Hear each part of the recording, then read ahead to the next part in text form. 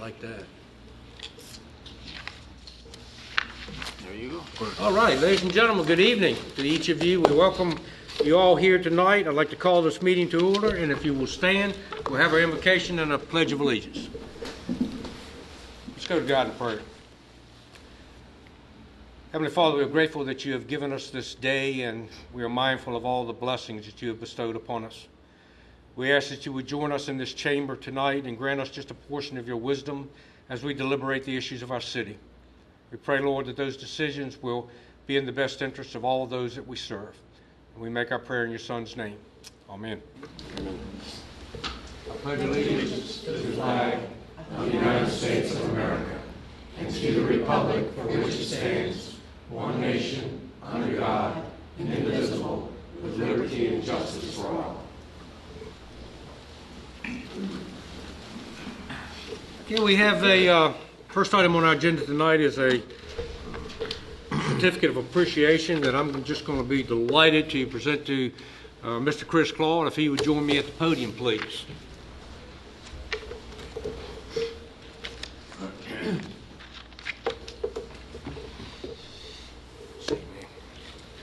Chris is, you are unique, my friend, in more ways than one. Chris has served the city in many capacities, one of those being on the city council. And Chris, we've missed you since you left council, but he has certainly not been uninterested in what goes on in the city of Poquoson. He's volunteered, he is busy about the work of the city, and quite frankly, Chris, this certificate doesn't say enough about what we think about you and how much we appreciate your service to the city. But Chris did serve on the Library Advisory Board from February of 2009 to January of 2011. And Chris, just a small token of our appreciation, a certificate of appreciation presented to you by me on behalf of council and indeed on behalf of all the citizens of Poquoson. Thank you very much. Thank you all very much. Certainly do appreciate it, Gordon, and each of the members of council. It was a great pleasure to serve on the Library Advisory Board. I just wanted to say, I guess, that appreciation really goes to the folks there at the library. Mrs. Ty and her staff do a fantastic job. My fellow board members, the volunteers there. It's just been a great group to work with, and certainly appreciate the work of the Friends of the Library and all those involved. As you said, I've served on some various committees, and this was definitely one of the best ones. And again, appreciate the opportunity, and thank you very much for the recognition.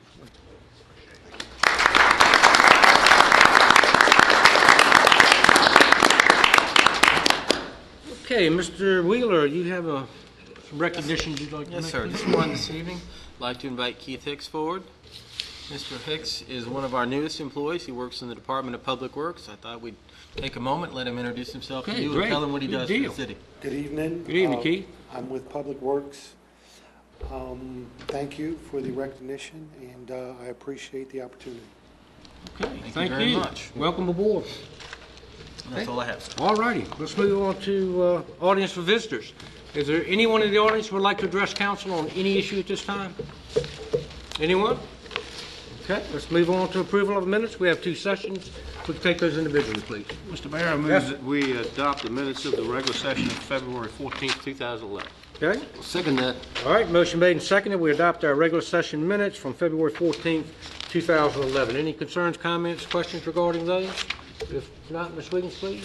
Councilwoman Crawford. Aye. Vice Mayor Hunt. Aye. Councilman Southall. Aye. Councilman Krieger. Aye. Councilman Freeman. Aye. Councilman Green. Aye. Mayor Helson. Aye. Mr. Mayor, the motion carried by a vote of 7-0. Okay, thank you, Judy. In the work session, please. Mr. Mayor, make a recommendation that we approve the minutes of the work session February 14, 2011. All right, so thank you. All right, motion made and seconded. We adopt the work session minutes as well. Any concerns, comments regarding those? If not, Judy, please. Councilman Southall. Aye. Councilman Freeman. Aye. Councilman Green. Aye. Councilwoman Crawford. Aye. Councilman Krieger. Aye. Vice Mayor Hunt. Aye. And Mayor Helson. Aye. Mr. Mayor, the motion carried by a vote of 7-0. Okay, Judy, thank you very much. We'll move on to item F, which is several public hearings. We have three tonight. The first has to do with an ordinance amending the zoning ordinance. The The subject is farm animal permits. Randy, any Mr. Mayor, Sherry Coffee will present for the Sherry staff. coffee?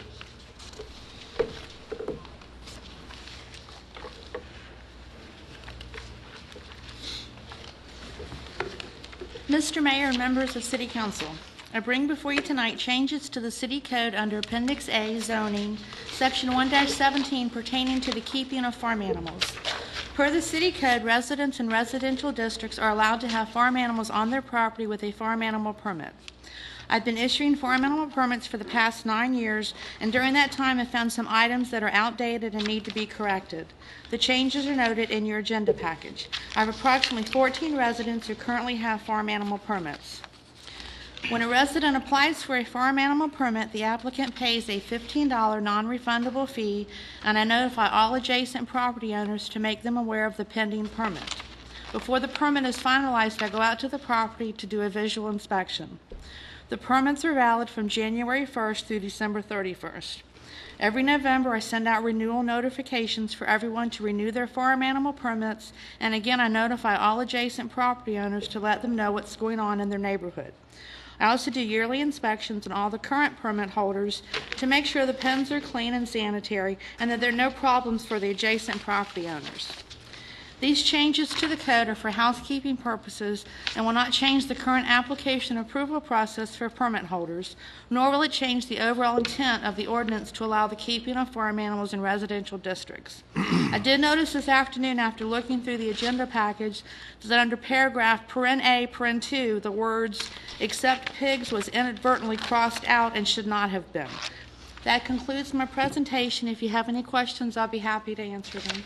Sherry, in 9 years, this is the first time you've done a presentation, isn't it? Yes, sir. It was excellent. Thank you. It was excellent. Okay, any questions of Sherry? Terry? I've got two. You mentioned the number, and I missed that, of permits that are issued. 14. I currently have 14 14. residents. Okay.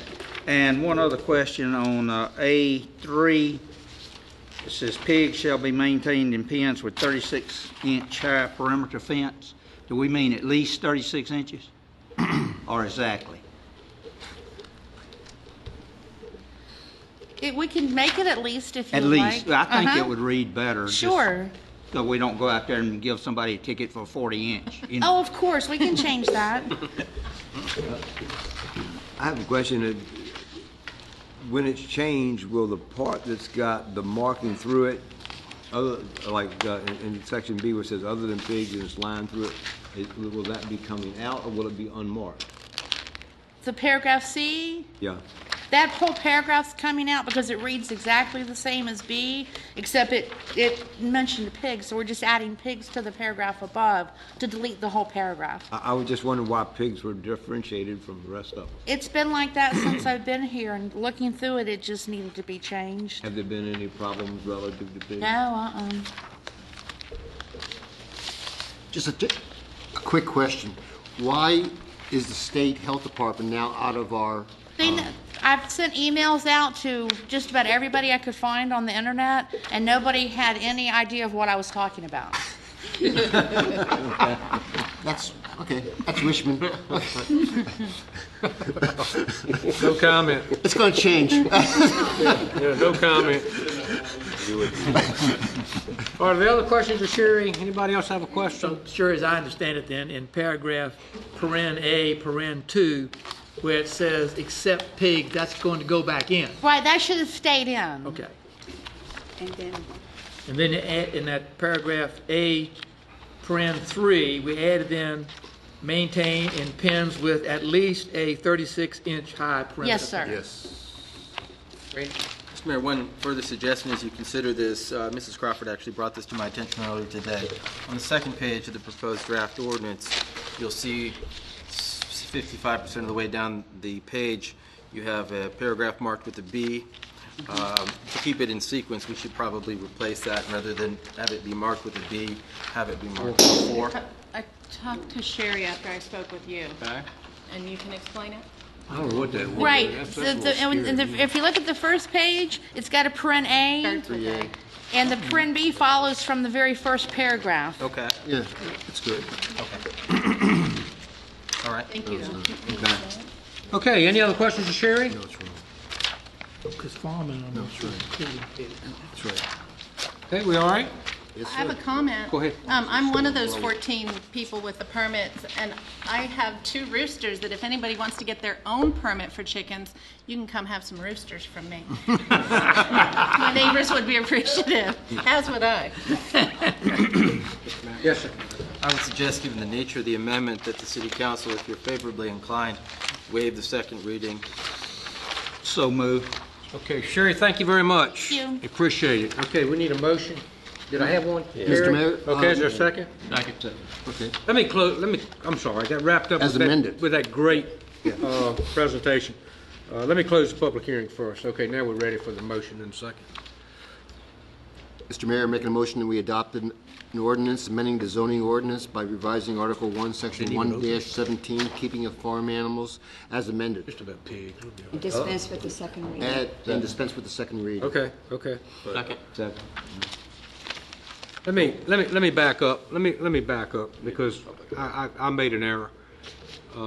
First one I've ever made. I should have, and I just got carried away with you, Sherry, but I thank you for that. And so let me just go back and retrace this. I should open the public hearing, and I've done it enough that I know better. So the public hearing is now open. There is no one that wants to address us regarding that because we've already had that. And council has had to say whatever it was they needed to say, and they've asked the questions. And so now can I close the public hearing and ask for action by council, which has already been made by Frank, and there was a second as well. And now we're ready to take a vote. Mrs. Wiggins, please. Vice Mayor Hunt. Aye. Councilman Krieger. Aye. Councilwoman Crawford. Aye. Councilman Green. Aye. Councilman Freeman. Aye. Councilman Southall. Aye. And Mayor Hilson. Aye. Mr. Mayor, the motion carried by a vote of 7-0. All right, Judy, thank you very much, and I Can make that apologize. good of corrections when you get in the legislature, it'll be a miracle. Need Hunter Riggins' For them. Hunter Andrews' footsteps, right? All right, let's move on to the second public hearing. It's an ordinance amending the zoning ordinance, and the subject is drive-through facilities. Mr. Wheeler. Mrs. Best will present for staff as she's making her way up. I just want to say how much I appreciate the fact that she and her staff have been going through the zoning ordinance, trying to find outdated and other parts of the zoning ordinance that really have a process without a specific reason to do it, and trying to streamline it and to remove things for some of our applicants, and that's what she's going to summarize now. And we appreciate it too, Debbie. Anytime you can take a layer of bureaucracy out of the system, we're delighted to do that.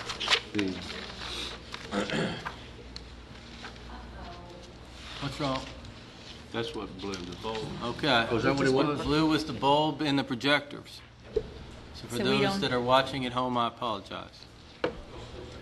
Oh, they'll still see it. We just Oh, won't. okay. Yeah. Okay. We don't care if y'all see it or not, just as long as the public sees it. We That's wouldn't what understand it. That's what really counts. I know you meant that with the nicest possible. See, Sherry comes and all kinds of good things happen. I appreciate her giving that presentation. She did a very good job. Really did. And she's a tough act to follow, so please bear with me just for a few moments. As Mr. Wheeler had indicated, staff is taking a proactive approach to looking at the zoning ordinance to see if there's things that we need to kind of change to help promote economic growth in the city. One of the things that has become very clear to us over the past couple of months is the fact that we currently require a conditional use permit for fast food restaurants with drive-through facilities, even if they're located in the central part of the commercial district. Where we focused on, of course, was with Creek Road. That is our primary general commercial district where primarily a fast food restaurant would locate. The visual that we had prepared for you this evening helped to identify exactly which parcels would be affected by this change. And if I can kind of walk you through it, I'll do the very best that I can. If you focus only on the east side of With Creek Road, and that's where the Poquoson Farm Fresh Shopping Center is, and if you start at basically Little Florida Road and you move to Hudgens Road, you've got one out parcel in the Poquoson Shopping Center where it's completely surrounded by commercial development. If you move north of that area to Hudgens Road, you've got approximately 5 parcels in there that are located in such a way that they're completely surrounded by commercial zoned property as well. There's a large number of properties on the east side of Wythe Creek Road that are not surrounded by commercial. They are abutting a residential district. Our goal here this evening is to present to you a proposed amendment to the zoning ordinance which would require a conditional use permit for a fast food restaurant with drive-through facilities if they abut a residential district. If they do not, and they're completely surrounded by other commercial properties, they would not require a conditional use permit. In your agenda package is the proposed change. It's a very simple change, and it's not going to impact the areas, again, that are lying adjacent to the residential district, because we do not want to impact those properties. But that basically covers the amendment. I'd be more than happy to answer any questions. We did present all of the 3 code changes that are presented to you this evening were presented to the Planning Commission last Thursday evening, and they are recommending approval of each one of those as staff presented. This has been advertised this evening for public hearing in the Daily Press, in the Poquoson Post, and on our webpage. And that concludes our presentation. I'll be more than happy to answer any questions. Other questions of Debbie? Thank you, Debbie, by the way. Well done. Well done. Very quick. Thank you. No questions of Debbie? Okay, Randy, anything before we open the public hearing?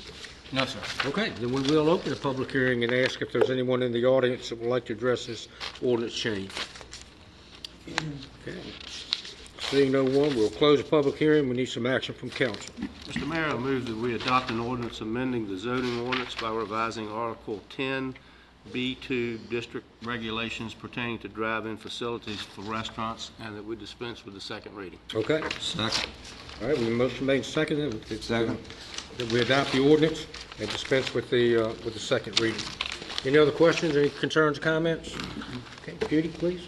Councilman Green. Aye. Councilman Freeman. Aye. Councilman Krieger. Aye. Councilman Southall. Aye. Vice Mayor Hunt. Aye. Councilwoman Crawford. Aye. And Mayor Helsel. Aye.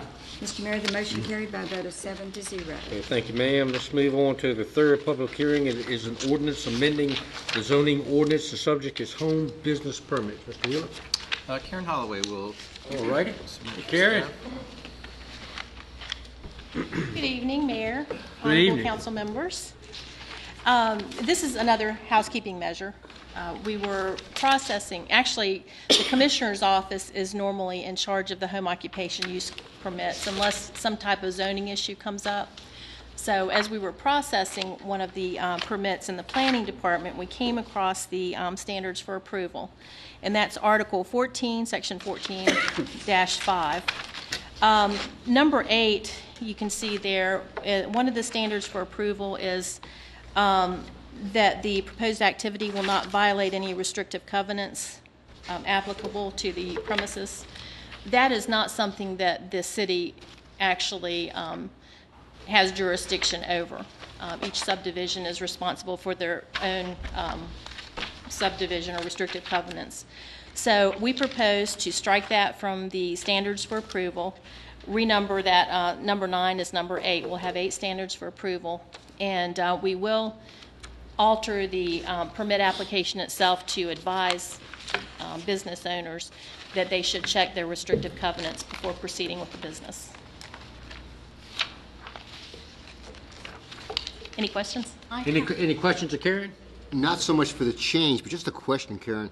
Do homeowners who run a business out of their house actually come to you or to the Commissioner of Revenue seeking a license, or is it you discover them one way or the other? Well, it could be a mixture, but normally they will come to the commissioner to get their approval. And usually it's a pretty simple process. It's only when zoning issues, beyond what the home occupation use permit allows, would it come to the Planning Department. Thank you. Any other questions of Karen? I have one question about what we're removing.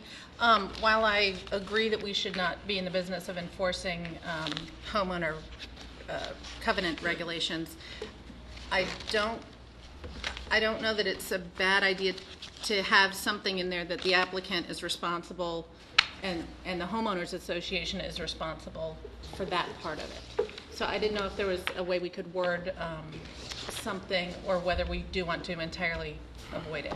And it's up to you all. I think our original thought was that it would be on the permit application itself, just kind of a little blip at the bottom of the permit application Instructing them to advising. make sure. Okay. Yeah, yes. Okay. Because we do allow for homeowners associations to, or I don't know that we have to allow it, but they have the ability to control what goes on in their area. If it's a restrictive covenant, it's actually in the ownership deed, then every single member of the subdivision has a right to enforce it, not just the association. And so the question came up, if we require the person to certify that it won't violate it, and if there's a violation, does that then implicitly make us have to enforce the fact that they represented to us that it's no violation? Agreed. And we shouldn't be in the enforcement of private restrictive covenants business. And Right. that was the basis, another basis for removing that particular paragraph. Right. I just want whoever applies for a business license to know beyond a shadow of a doubt that they're responsible, and not that we're going to do anything about it, but that they have somewhere else to look as well, other than us. So if you want to leave it out, that's fine. Whatever y'all decide.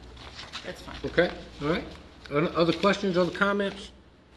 Okay, Karen, thank you very much. Appreciate it. We will open the public hearing and ask if there's anyone in the audience that would like to address this ordinance change.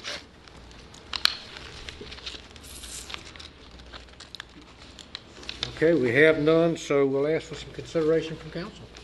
Mr. Mayor, I move that we adopt an ordinance amending the zoning ordinance by revising Article 14, Home Business Permit, Section 14.5, Standards for Approval, and that we dispense with the second reading. Okay. Second. All right, motion made second, we adopt the ordinance and dispense with the second reading.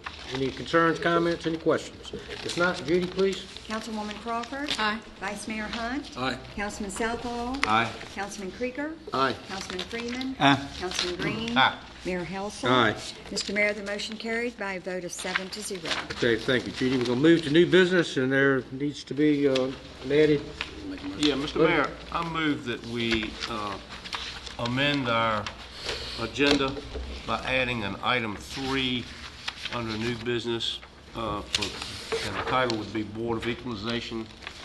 We have an application for that 5th position now. I'd like to fill it tonight. Okay. Second. Okay. I don't think there's any questions regarding that. Judy, please.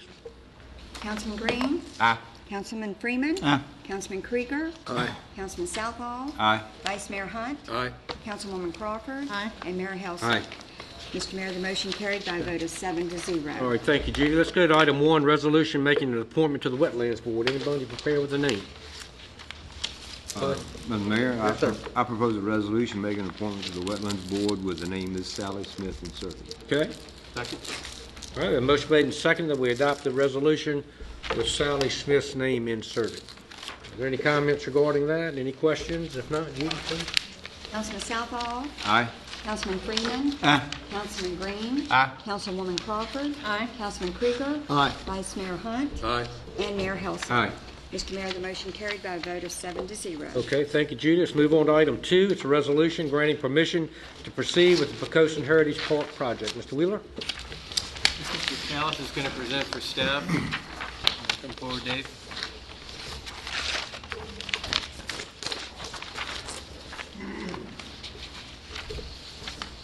Mayor Helsel, members of council, good evening.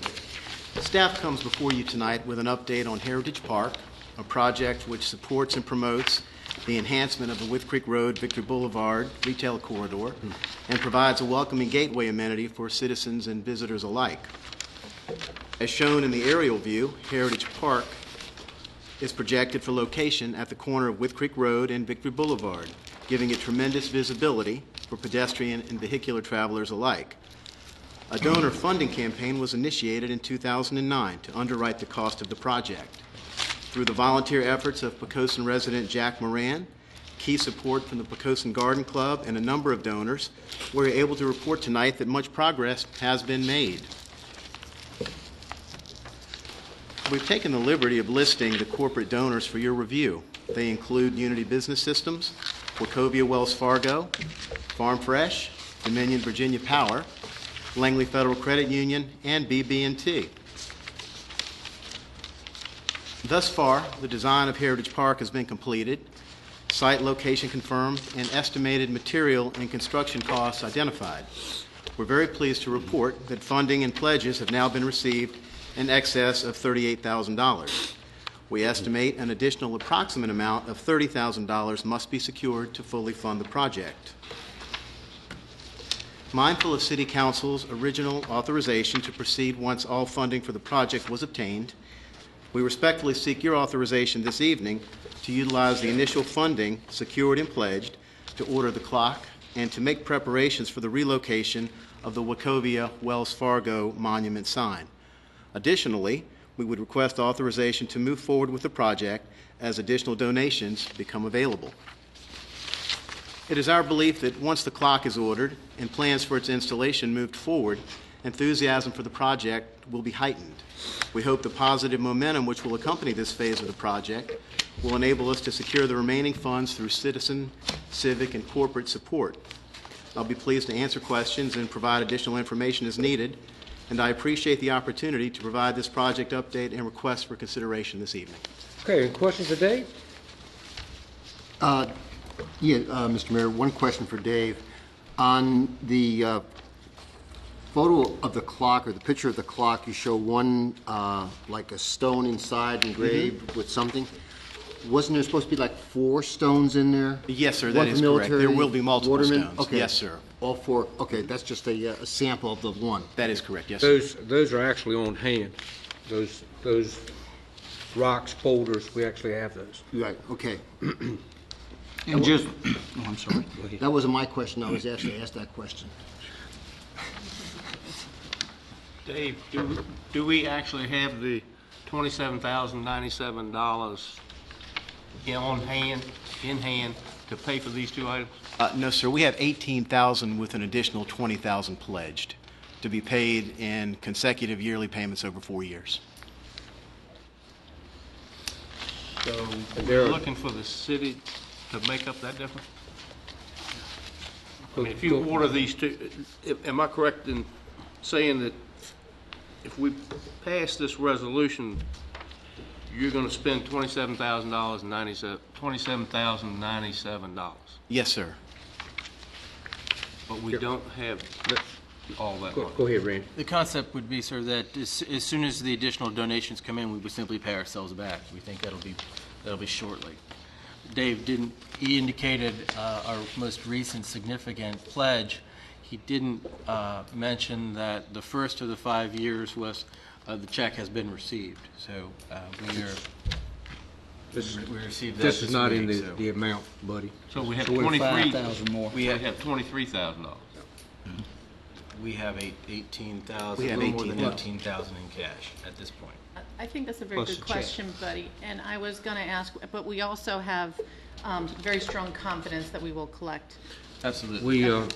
That's We what's- got some confirmation this morning with 7-Eleven and with Wells Fargo.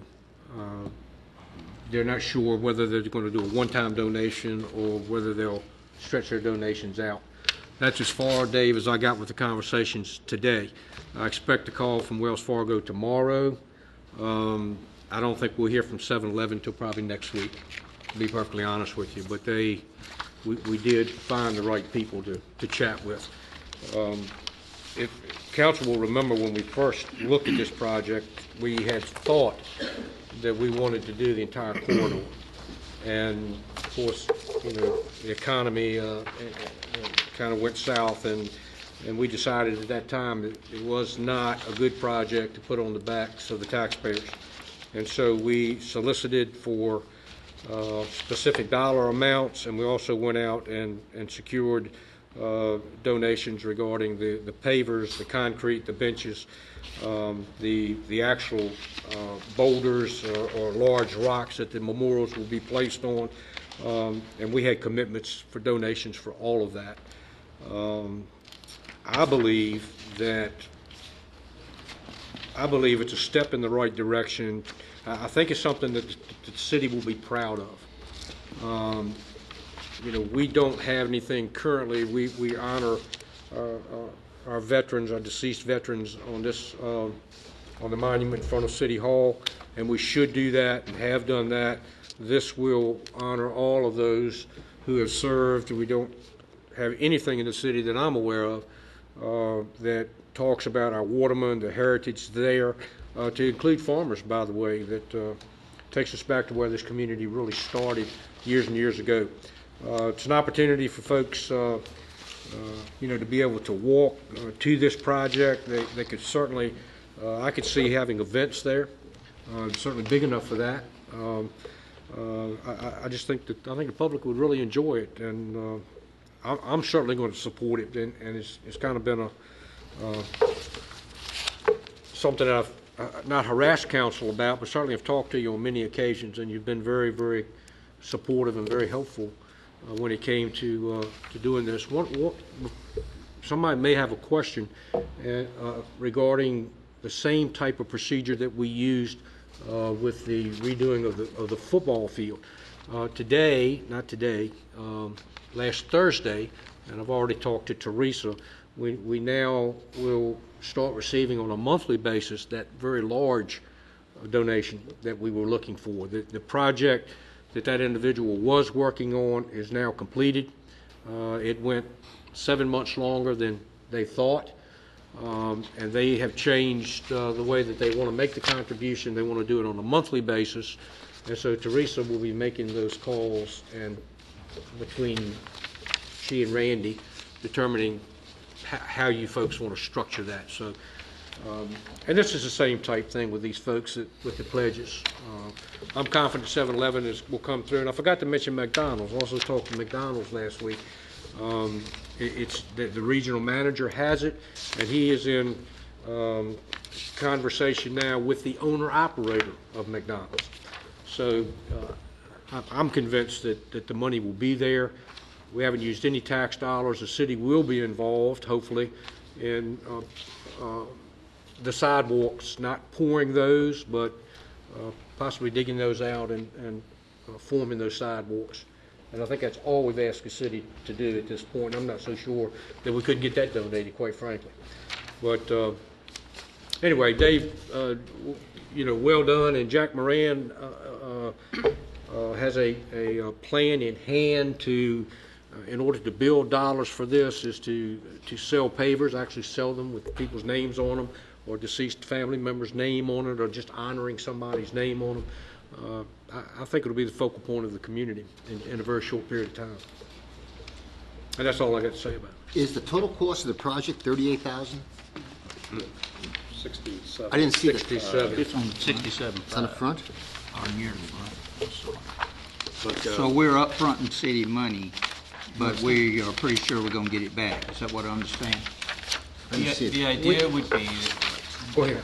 that we're looking to, on a very short-term basis, make up the difference between what we have in cash and the amount to just do the clock and the site work for the clock.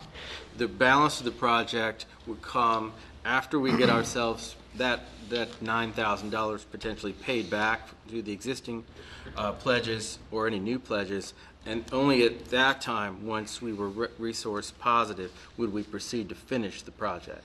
This is simply the clock and the things associated with setting it in the ground. So let me try and put this all in perspective. I guess we have definitely talked about it, and the one thing you didn't talk about, I guess the piece of property is donated. Yes, sir. Yeah. Okay, and that's not in the monetary figure where it is. Regardless, it's a piece of donated property to the city, and what we're saying now is we're going to authorize the entire thing, $18,000 of which approximately you have in hand, minus whatever check, and you can account for that later. You're going to buy the long lead materials, the clock. Yes, sir. And then we're going to incrementally, and you're going to control these costs so that we're only spending money as money comes in. Yes, sir. Right. Absolutely. Okay. Exactly right. So we're not using city money? None. Okay. None. Right. And Virginia Power is also going to erect the clock, hook up the clock, everything that goes along with actually getting it operated. And I think they were going to do some ground lights as well, weren't they, Dave? Yes, Yeah, sir. so they've been a tremendous help. So without I'm a little confused. I think I've heard two different things, probably because I've got two different ears. I don't know. Do we have? That's a good point. Do we have $18,000, or do we? Was that 5,000 you mentioned added to the 18? We have $18,030 or something to that effect. That included that 5 check? Yes, sir, it did. Okay. Yeah, I had the same question. And that's minus the cost of the property that was also donated. Yes, sir. We have 18,000 in cash plus the property. Yes, sir. We'll accrue some cost in moving the sign. Is that correct? Yes, sir. Now, what's the lead time for delivery of the clock? I think it's 6 weeks.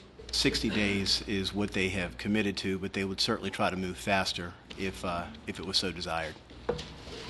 May I ask a question? Have we chosen the company that will make the clock, or are we shopping around? We've gotten quotes. We've gotten 3 quotes and then 2 additional contacts that we made today, and we expect those to be coming back within the next couple of days. Okay. We've had substantive discussions with the company that has the best quote so far, and have actually visited with that company to discuss logistics, but we've made no commitment at this time. Great.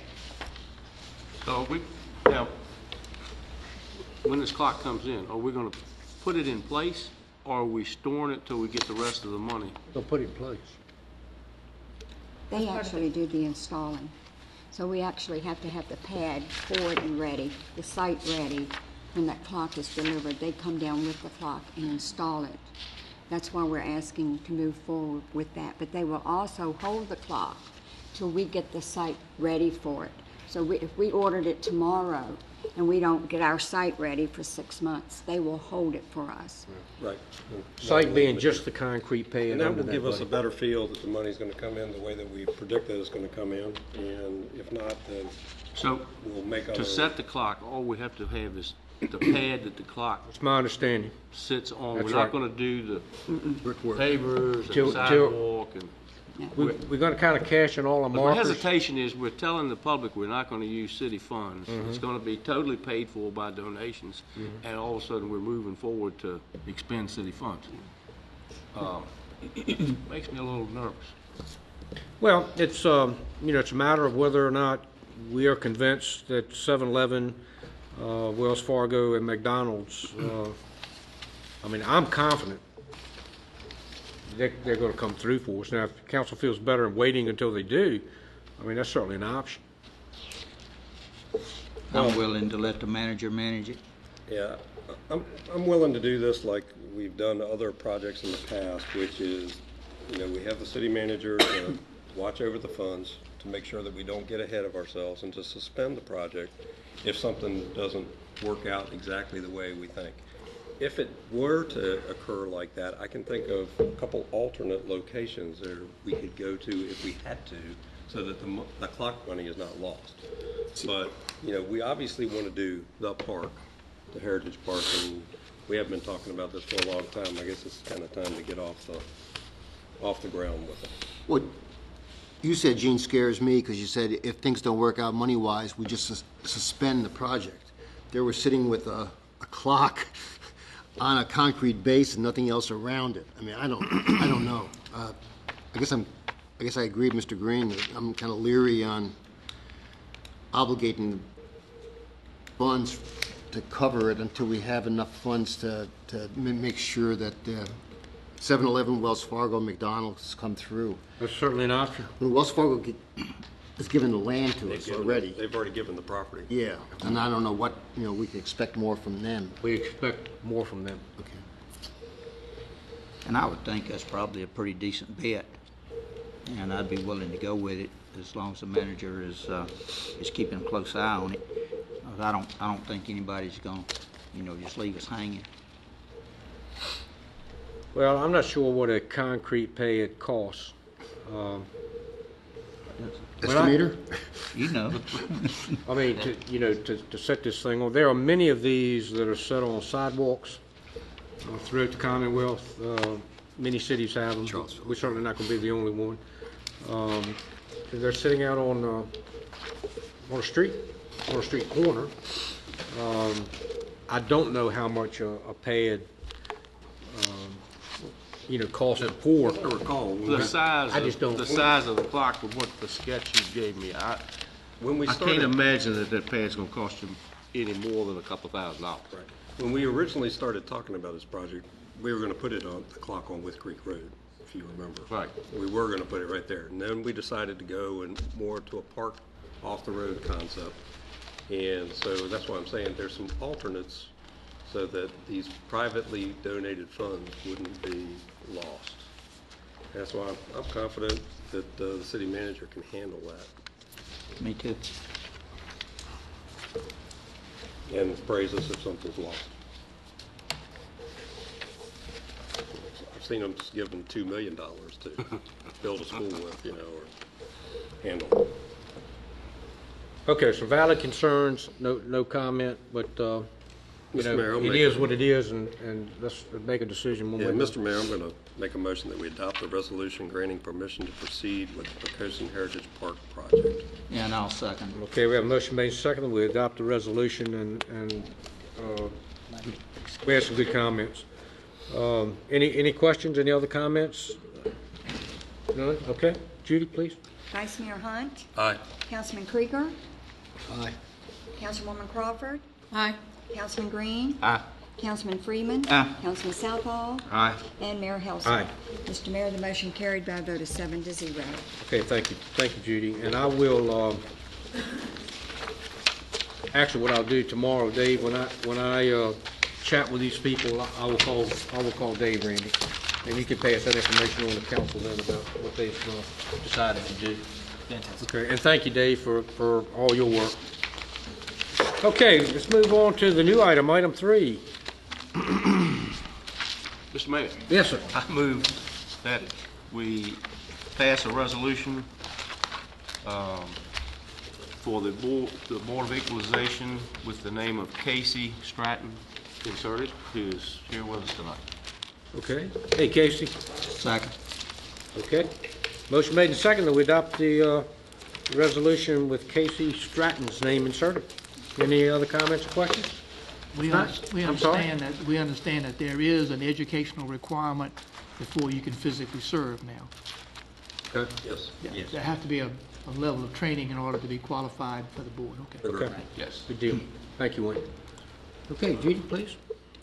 Councilwoman Crawford. Aye. Vice Mayor Hunt. Aye. Councilman Southall. Aye. Councilman Krieger. Aye. Councilman Freeman. Aye. Councilman Green. Aye. And Mayor Helsing. Aye. Mr. Mayor, the motion carried by a vote of 7-0. All right, thank you very much. Mr. Wheeler, any comments? Yes, sir. I have 4 items, the 2 of which are in the manager's report, one of which was additionally in your package. At your last meeting, Councilman Green brought forward a suggestion that the city look at buying either a new or used leaf truck, leaf vacuum, I'm not sure the right term for it, to assist us both with our every other week leaf collection program, which we do through most of the year, and also, and perhaps more important, to assist us in the work that our own crews do in cleaning out drainage ditches year-round. What you see here is our recommendation. Certainly, we can put it to valuable use in the work that we're doing ourselves. Whether or not we would use it with the leaf collection program itself may be dependent upon volume and also the amount of leaves that are present at any one time, but we could put it to very productive use. So the recommendation is, or the request is to allow us to use existing money in the contingency fund to go ahead and purchase the used equipment. We'll bid it just like we would any other purchase. But as you'll recall, the one estimate we've received so far was for $12,000. And what it'll accomplish, it will ease our workload in getting this done, but as importantly, it will get the majority of our public works workers out of the ditches, hauling that stuff out of there themselves when they're doing ditching work. I tell you, I saw the crew out last week on Wren's Road, and I felt sorry for them. This thing would really save a lot of manpower. And it's not just, it's got a multitude of uses. Yeah. So I I don't have a I problem with personally it. say I don't have a move problem on with with it. Anybody? No, I'm ready to move on with it. I did have questions. I was concerned, I thought we were going to use it for leaf collection, and I spoke with Tom, who, pointed out that if we were to use this for the leaf pickup program, while, $12,000 may or may not be a good use of money, you're going to have 2 flagmen and a driver and somebody walk in, and you're going to have a lot more cost other than just the price of the machine. So I would kind of like to hear from Tom Jones, if that's okay. Sure. What you think about, or what the other uses are. That's maybe what I'm Then come confused on up about. and you can, ask away. Well, it's kind of like Randy said. I feel like that we could put the thing to good use as far as, when the guys go out, after a storm, or, when it's when it's rainy and a lot of stuff gets clogged up in front of the pipes and stuff, it would come to good use, for that. I really, in my opinion, I probably wouldn't use it for the leaf pickup program because of a manpower issue. It's going to take more manpower. The volume of leaves that'll go in that, it would actually be a bed that goes in the back of a dump truck that would hold, a lot less leaves. I'd have to go to the dump more often. So, I've only got 4 dump trucks, so it comes with 2, containers that go in the back. So I'd actually, when one went to the dump, I'd have to have another truck. So that's 2 truck drivers, a guy behind the truck, sucking the leaves up. And then a flagman on some roads like Little Florida, we need 2 flagmen. So you're talking about a lot of additional manpower. And I feel like the way that we do it now is right now, while the volume like it is, I think works very well, and the city stays clean. The bags are out, but there's nothing in the ditches if we couldn't get to it. If people started raking the stuff up, just, like a day like today, the wind was blowing 15 or 20 miles an hour. So those leaves, I feel like, would be spread out over a big area. So, but would it help us? Yes, it'd help us in certain instances. But I just don't think it's appropriate. How often do you think those instances are? Well, in a year? During the wintertime, when it's rain, when it's nasty and the wind's blowing and stuff goes in the leaves, and, sometimes people do rake them into their ditches, not often, because we try to stay on top of it and leave them a notice saying, it's against city code to do that. You can't block drainage. So we're out there after rains, sometimes in the rain quite a bit, to keep the city draining, because, we are flat. We're flat ground. But if you ride around our city and then ride out of the city and look at the ditches and the stuff around there, our ditches are clean because, we're out there working on them. Rainy days, I can't send a crew out to do other things like patching or putting stone on the shoulders or, other stuff like that. So we try to, split the crews up to keep our city clean. And this machine would work with wet debris? I'm pretty sure it will. I've talked to, I've been checking into these for years. And I talked to Newport News probably 3-4 weeks ago, checking into, how they use it, what they pay for, what their problems have been. So this has been something that just, and I appreciate Buddy's work on it, but I've checked into it. And I think it would help us. In the instance he's talking about, getting the guys out of these ditches, somebody's going to be in there anyway. I mean, you could just do the best you can with what you got to work with. So, Tom, may I ask a question? yes, sir. Okay, the bottom line is that certainly this machine will clean the ditches faster than the men down there with shovels, and so that you were talking about a time savings. You talked about if we do use it for that, then we may have to add other workmen, flagmen, one or two flagmen, and the other trailers. And so while we save time in the ditches, we add time to have additional men while we're using it. So is the net result, do we save money by doing this or not? And if we save money, do you have any idea what the payback would be? That's a pretty good question. If we were out there picking the leaves up, if you let people in the leaf program, rake stuff in the curb and just, there's no way, it would take a lot of manpower. If you're just going out on the days like I'm talking about, the rainy days and after a storm when stuff's blowed up, washed up in front of the pipes, when we get a lot of rain, that stuff washes down, gets in front of pipes. That's normally what we're cleaning out with the pitchfork forks, you know, throwing up on the edge of the road and then picking it up. I don't think we pick up a volume enough, you know, to worry about having to switch out trucks or anything. I'd probably just use it, pop on one body. But remember, we only have a limited amount of equipment. So I can't, when I'm doing that, I can't, if 4 or 5 guys are out doing that, I can't do many other things, you know, because that's pretty much, you know, a crew. Okay. So, you know, there's pros and cons to it, and I haven't really thought about it enough to. Okay, so we have no idea whether it would be really Well, time saving or not, or whether it would pay for itself within 5 years or not. I think $12,000, you know, it will probably pay for itself. I don't You talk think- about, yeah, Tom, just excuse me, picking up. you talk about like days when you have like a crew out there, you know, going through like a little Florida road. Right. Where you've got 3 or 4 guys out there with Right. So I'd have pitchforks, 3 or 4 rakes, or guys out whatever there doing anyway. it. And you also have trucks come by after, you know, behind them picking the stuff up. Anytime there's a large volume like that, we rake them up in piles, Yeah. and then the debris truck actually picks them up. So I know, we're not yeah. throwing them up. But that would save, that wouldn't it, that things save from that standpoint? Yes, sir. It'll definitely save. I mean, as far as in the capacity that we do now, I feel like it would be a good thing to have, you know, for just that purpose. But it wouldn't be used, I mean, it's not, I couldn't afford to use it all the time. It'd be just Understand. When you're, as we do it now, because I've got those 4 or 5 guys out there anay on those rainy days because I can't do anything other well, that's, productive work. this So- is what I'm trying to, the one thing I think that we're getting by here is that when you clean those ditches with those trucks and those men with rakes, do you use traffic signalmen to do that? We use flagmen. Okay, so if the tool moves at a faster pace than the men raking, and you're using the flagmen anyway, then you're going to incur a cost savings, right? Sure. Okay, so I understand your comments about not wanting to go by where people have bagged up leaves and use it. You know, what you do with the tool once you get it there, what we're trying to do is make sure that for our employees, if we can get them out of the repetitive motions of taking care of those leaves, if you can move along faster, and it's not going to incur more people to do the cleaning, it's going to incur the same crew at a faster rate. Exactly. Okay.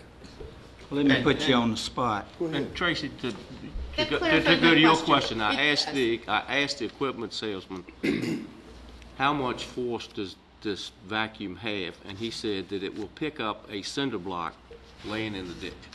So he said wet leaves are absolutely no problem at all. The only difference between the wet and the dry, if they're dry, it mulches them to as much as 20%, it'll mulch 20% of the leaves. So that you can carry 20% more volume. If they're wet, it will not mulch them, it just blows them into the bin. So it sucks up wet, muddy leaves real good. It will. Yeah, my concern was simply whether we were going to try to replace the current LEAF program, which is working very well, from what I understand, with this. And what I'm hearing is we're not. This is for a different use, which I think is good. Yeah, it would definitely help for what we do when we do it. Most definitely. And once we get it, you might find that Right, and there but are some that's- places if where you wanna they would decide rather use that's that fine. technique. Absolutely. Then he'll develop it Right. within his department, and we don't Right. need to get into that Right. part of it, so. Well, my question for Mr. Jones and the manager, whoever wants to jump in there, if we were to say, Tom, we got $12,000, why don't you go buy something you really need, where would this fall on your list at? And I admit I'm putting you on the spot. If you just gave me 12,000, says buy what I want, I'd probably put it towards a new pickup truck. But it wouldn't go, how far down would a leaf picker-upper be on your, I really want this thing right now, is what I'm trying to get at, just to get a feel. Well, I mean, I think it's an excellent deal. With the deal he found, I don't think you'll ever beat that, because I checked with price. Newport News and some other places. They don't use that exact machine. But I mean, you know, it cost you $40,000 to get what Yeah. Buddy's found for 12. Right. I mean, it's not exactly the same horsepower, not exactly the same machine, but it should do the same thing.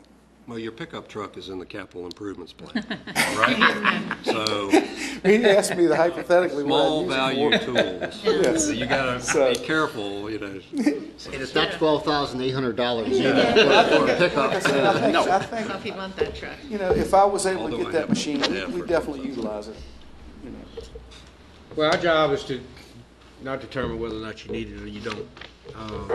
You know, we need to get you a piece of equipment that will help you, and the guys that are out there actually doing the work on a day-to-day basis. So some way we can make it easier on those folks and you. Well, we then appreciate that. then it's worthwhile for us to purchase it, especially at the price that we're talking I about. think it's definitely a worthwhile So purchase. I guess all I'd like to do is just see it on the next agenda. You can do Right? that. So we can, As an item so for we can purchase. Officially, officially handle it. get it for you. Okay, we can do that.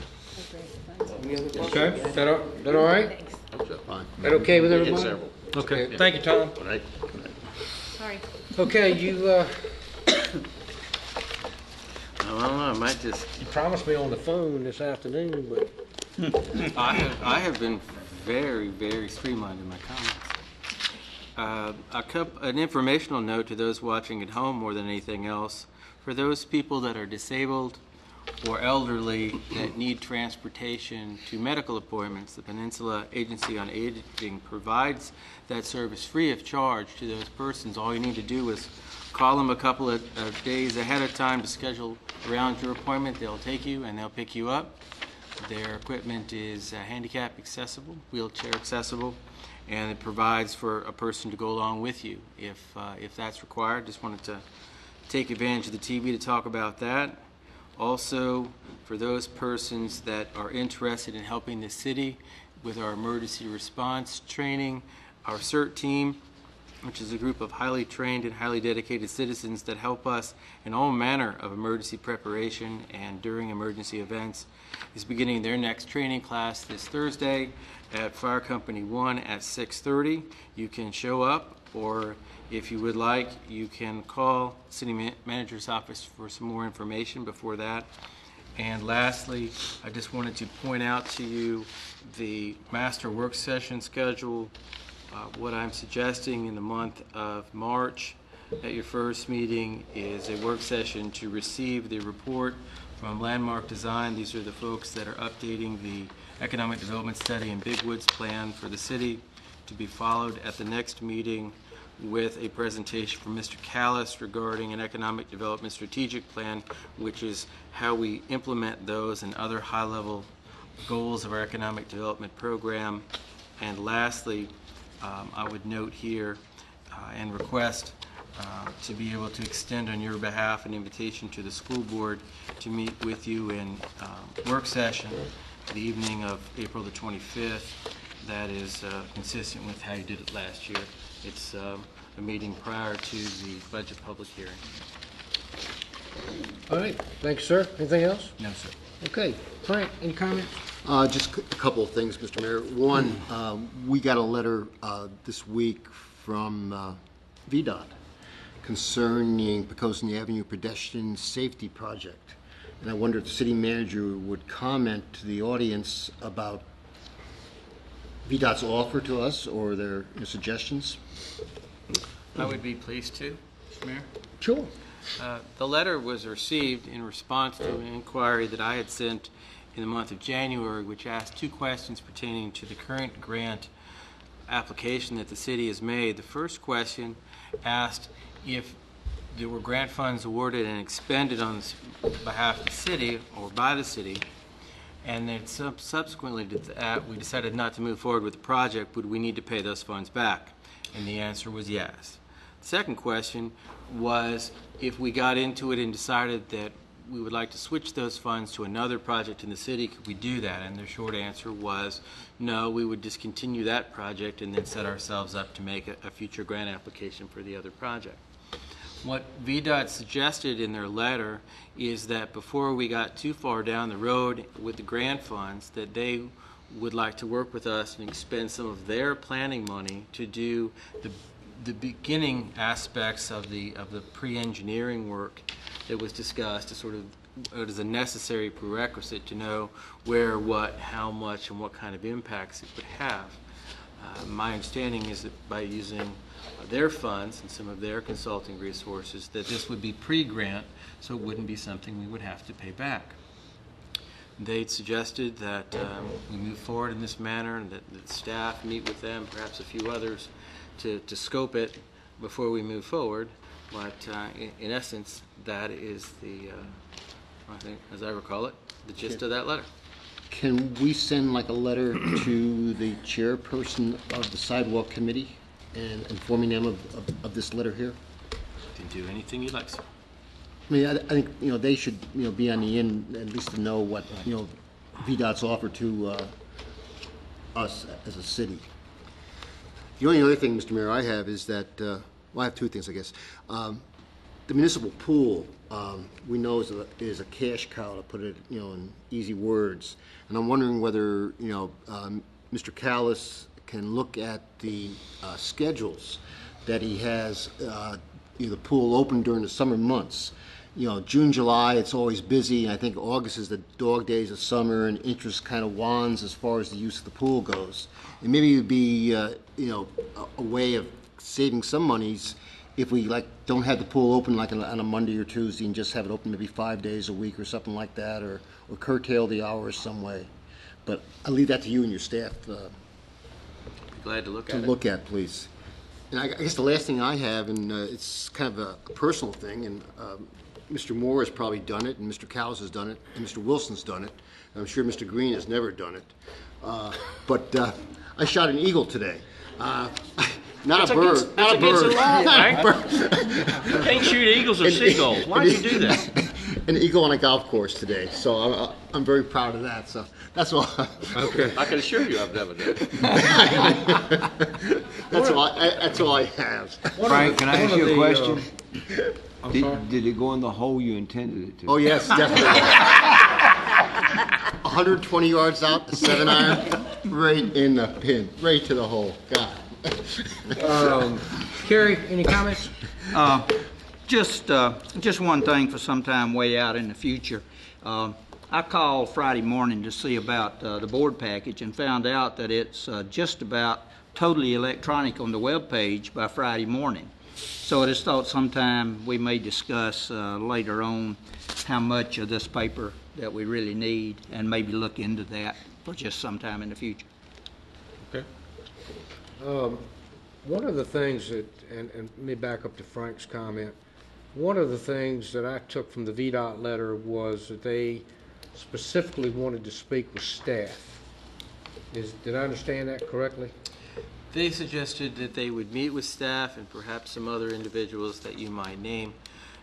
Specifically, they had referenced sidewalk committee members, a small group to work on the scope of the consulting report. I think we ought to have a member of council on there as well. So, Mr. Green, would you do that for me, please? Yes, sir.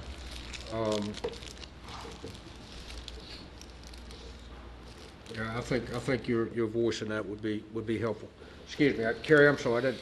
Oh, no, I was done. You sure? Okay, Buddy, any comments? Randy, if you would, just make sure, the way I read that paragraph about the study, I noticed that they copied a private firm, engineering firm. Just make sure that they're not expecting us to pay for this study? They're not. Okay, so that's That good. is likely their on-call consultant. Okay. All right, that's good. And the only other thing, Mr. Mayor, is I'd like to commend the Poquoson Education Foundation silent auction dinner dance committee for the wonderful job that they did Saturday night.